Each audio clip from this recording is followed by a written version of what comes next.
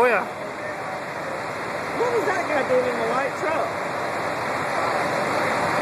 Waking everybody up. He followed him down and they followed him. And he throws the vest up so we can get a picture of his tiny wife. Now he's got to get closer.